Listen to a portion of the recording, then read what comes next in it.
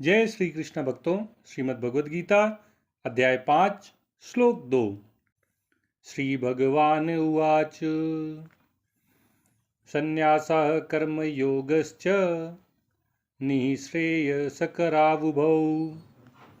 तयोस्तु कर्म संन्यासात् कर्मयोगो विशिष्यते।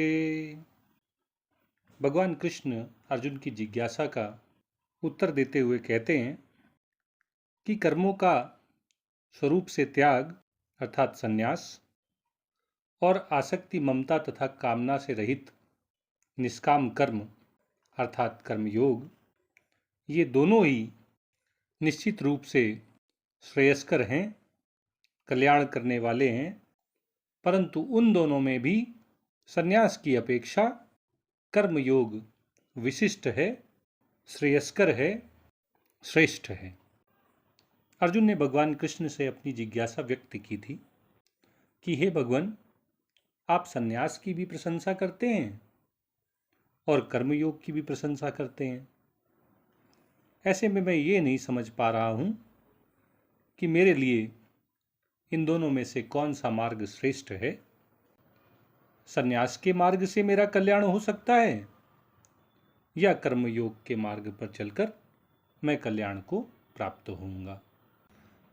अर्जुन की इस जिज्ञासा का उत्तर देते हुए भगवान कहते हैं कि हे अर्जुन, वैसे तो संन्यास और कर्मयोग दोनों निश्चित रूप से कल्याणकारी हैं।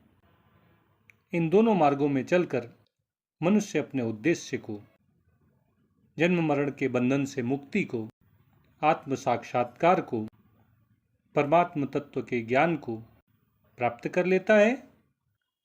इन दोनों से ही मनुष्य को भगवत प्राप्ति हो जाती है।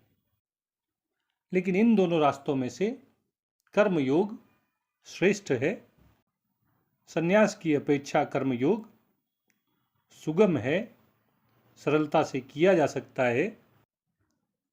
जहाँ संन्यास के मार्ग में मनुष्य को सभी कर्मों का स्वरूप से ही त्याग करना होता है। मैंपना को समाप्त करके अहम भाव से मुक्त होकर मनुष्य कर्तापन के अभिमान से रहित हो जाता है और तब जाकर उसे संन्यास में सिद्धि प्राप्त होती है, उसे सफलता प्राप्त होती है। वहीं दूसरी ओर कर्मयोग में मनुष्य को मैं और मेरेपन से, अपने कर्मों में आसक्ति और ममता से और कर्म फलों में कामना से रहित होना होता है। इस प्रकार वह भोक्तापन से रहित हो जाता है। जब मनुष्य परहित के लिए निस्वार्थ भाव से, निष्काम भाव से, कर्तव्य समझकर यज्ञ रूप में अपने कर्मों को करता है, तब उसे कर्मयोग में सिद्धि प्राप्त हो जाती है, वह कर्मयोगी बन जाता है। लेकिन अगर साधन की सुगमता की दृष्टि से देखा जाए तो कर्मयोग का मार्ग संन्यास के मार्ग की अपेक्षा सुगम है, क्योंकि कर्म संन्यास के मार्ग पर केवल सन्यासी ही, संन्यास आश्रम में रहने वाले व्यक्ति ही चल सकते हैं। इसके लिए उन्हें तत्वदर्शी गुरु के पास जाना होता है।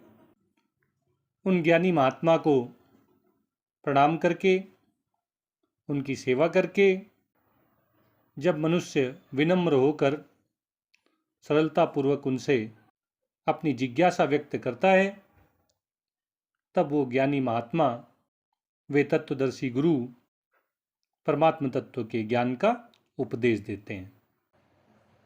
इस प्रकार सभी लोग सभी परिस्थितियों में इस मार्ग पर नहीं चल सकते हैं। लेकिन वहीं दूसरी ओर कोई भी व्यक्ति, भले ही वो किसी भी वर्ण का हो, किसी भी आश्रम में हो, किसी भी संप्रदाय का हो, कर्मयोग का पालन कर सकता है।